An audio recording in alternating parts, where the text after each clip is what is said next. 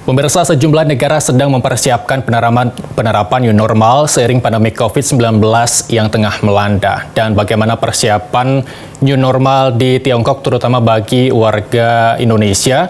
Kami akan mencoba menghubungi Duta Besar Republik Indonesia di Beijing, Tiongkok dengan Pak Jauhari. Tapi memang sebelumnya kami bisa terhubung dengan Pak Jauhari, Indonesia juga akan menerapkan new normal seiring dengan berakhirnya masa pembatasan sosial berskala besar. Kami mencoba kembali menyapa Pak Jauhari yang berada di Kedutaan Republik Indonesia di Beijing, Tiongkok. Selamat siang, Pak Jauhari.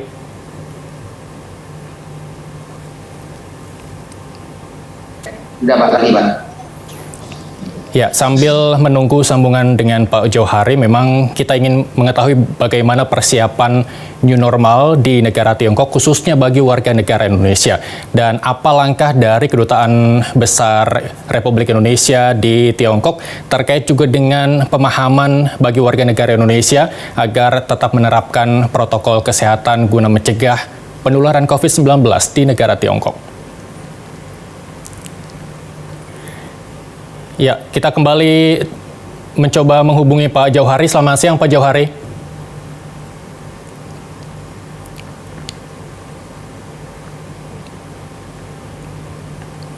Halo, selamat siang, Pak Jauhari. Mas Irsal. Ya, Pak Jauhari, bagaimana persiapan penerapan new normal untuk warga negara Indonesia di sana, Pak? New normal kan itu istilah aja.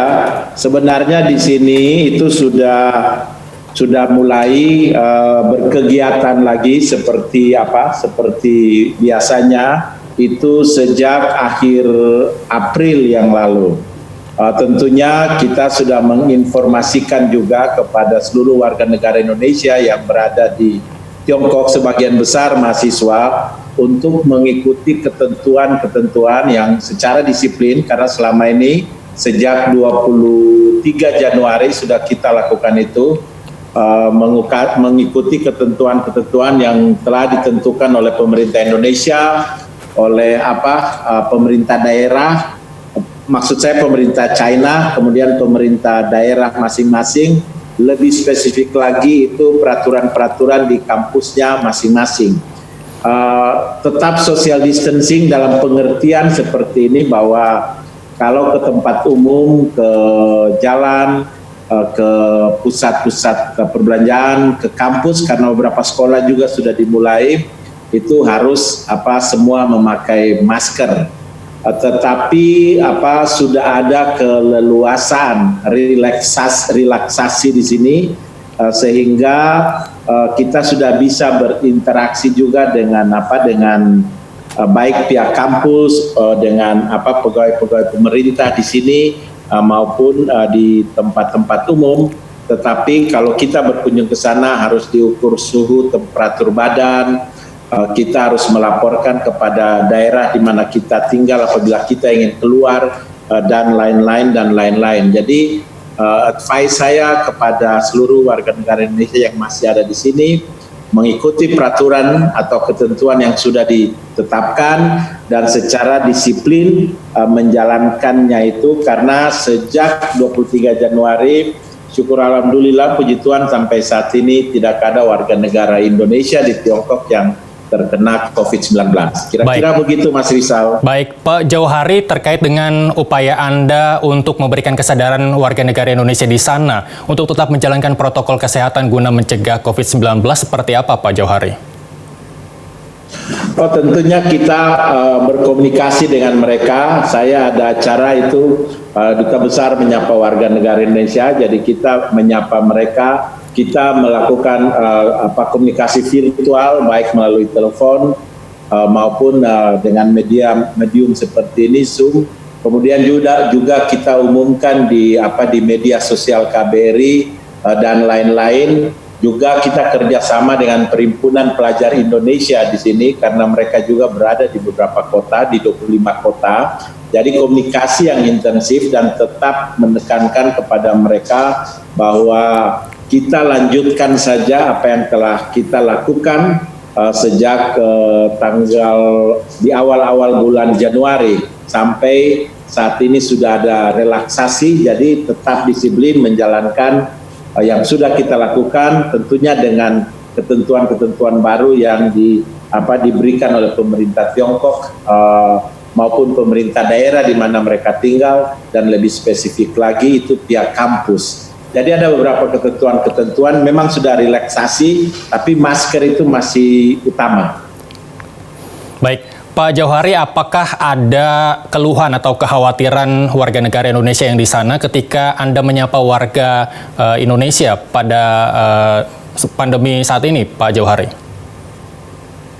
Saya kira di awal-awal ya, karena kita ini kan sesuatu yang baru. Di awal-awal merebaknya COVID-19 di sini memang kekhawatiran sangat ini, karena itu intensitas komunikasi kita dengan mereka juga cukup tinggi waktu itu, termasuk memberikan bantuan seperti masker. Pada saat itu kebutuhannya tinggi sekali dan persediaan di Tiongkok juga berkurang karena kan harus memenuhi permintaan dari 1,4 miliar orang.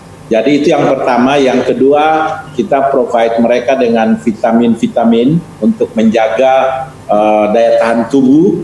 Dan yang ketiga tentunya apabila dibutuhkan juga dengan logistik.